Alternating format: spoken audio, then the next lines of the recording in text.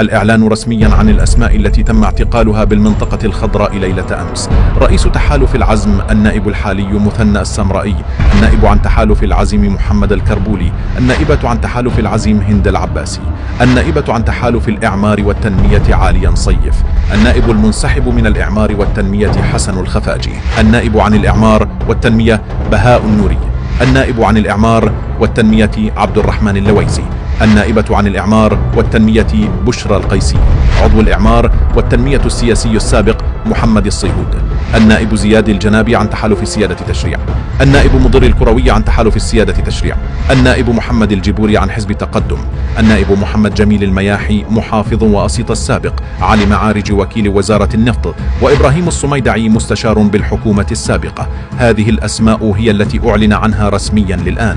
وحملة الاعتقالات بتهم الفساد إثر اعترافات عدنان الجميلي ما تزال مستمرة.